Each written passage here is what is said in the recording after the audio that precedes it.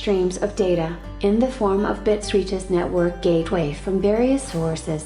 The gateway forwards it to the e-node B, but how does the e-node B converts them into radio signals and transmit them to the user over the air interface? How does the user equipment communicate back with the node B? Hello friends. Welcome back to the world of 4G. Today we will discuss uplink and downlink data transmission in the network. As discussed earlier, data is transmitted in Ofdma over parallel subcarriers of 15 kHz. The subcarriers are further divided on the time axis as blocks of one symbol duration, or 66.7 microseconds. This basic unit is known as resource element. Each resource element carries one symbol. Now, in order to transmit data over these resource elements, first data is modulated with specific modulation scheme. This scheme depends on the physical channels mapped on the resource grid. Suppose we have 8 bits of data to be transmitted using QPSK modulation. The data will be divided into 4 parallel streams of 2 bits. Phase and amplitude assignment is done according to the QPSK constellation. Finally, data is placed over the resource elements by adjusting the phase and amplitude of subcarrier to those derived for the data stream. Mathematically, it means multiplying the complex modulation symbol to the corresponding subcarrier frequency. Thus, in a 20 MHz channel, all the 1200 resource elements carrying 1200 symbols over 1200 subcarriers are modulated with appropriate modulation scheme.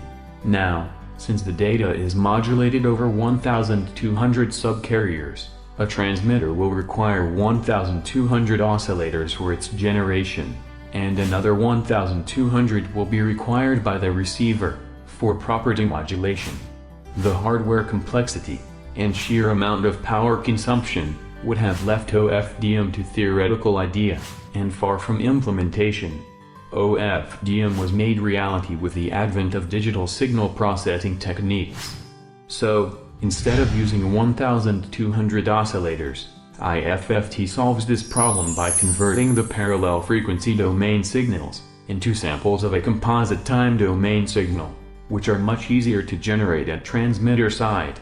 All we need to do is to send these time domain samples at radio frequencies. As the data is being sampled by IFFT, samples must be taken above the Nyquist rate for faithful reproduction at the receiver. For an LTE spectrum of 20 MHz, the highest frequency component is 9 MHz, which means the sampling rate should be greater than 18 megasamples per second. In other words, 1200 samples per Ofdma symbol of 66.7 microseconds. Since UMTS had a sampling rate of 3.84 megasamples per second. To achieve backwards compatibility, sampling rate in LTE is taken as multiple of 3.84 megasamples per second. Thus for 20 MHz spectrum which has a sampling rate of 30.72 megasamples per second, there are 2048 samples per symbol in Ofdma. The FFT size of the IFFT processor thus depends on the LTE bandwidth as shown.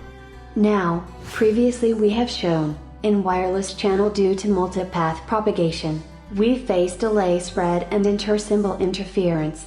We have also discussed how its effect can be reduced by increasing the symbol duration. Also, how guard period were used to eliminate it.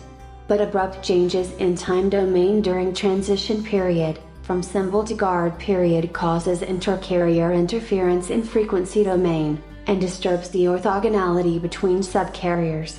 So in Ofdma, we employ a more complex kind of guard period, called cyclic prefix, in which end part of a symbol is transmitted in the preceding guard period. It also ensures orthogonality between the subcarriers, by keeping the Ofdma symbol periodic over the extended symbol duration and therefore, avoiding intercarrier and inter-channel interference simultaneously. Since Ofdma uses composite IFFT samples, cyclic prefix is added by taking some samples from the end of a symbol period, and placing them at the beginning. Now this time-sampled signal is converted into analog wave by a digital to analog converter. Further, composite waveform is modulated at the desired radio frequency for transmission. For an example, an operator having license for 2320 MHz to 2340 MHz. The 18 MHz band will be mapped from 2321 MHz to 2339 MHz using analog modulation. And finally, the anode B transmits signal over air. Anode B informs the user about the allocated subcarriers and the corresponding modulation scheme.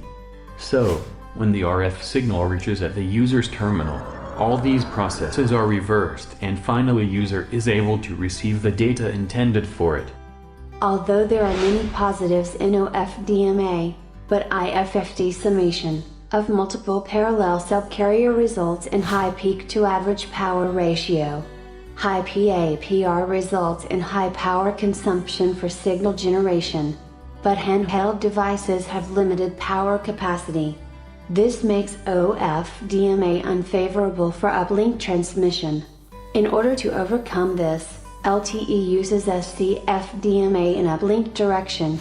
In Ofdma, we have one-to-one mapping between symbol and subcarrier, but SC-Fdma allows a symbol to be transmitted in parts over multiple subcarriers. For example, in Ofdma, one symbol occupies one subcarrier of 15 kHz, but in SC-Fdma, same symbol is distributed among multiple subcarriers of 15 kHz. In short, SC-Fdma behaves like a single carrier system with short symbol duration compared to Ofdma. To achieve this, SC-Fdma introduces the endpoint FFT block right after the serial to parallel converter in the Ofdma structure. The FFT block converts parallel sequence of symbols in time domain to different frequency points. Now, peak-to-average power ratio is proportional to the square of number of carriers involved. SC-Fdma reduces PAPR by reducing the number of carriers. Obviously, there are problems in single carrier transmission as we discussed earlier, but the side effects are reduced by ensuring that the total bandwidth over which a symbol is transmitted is still not too high. Apart from this, remaining block in the uplink direction is same as used in downlink direction. In our next video, we will be talking about physical, transport and logical channels used in long-term evolution. So friends, don't forget to subscribe to our channel, like our videos and comments, reviews or suggestions.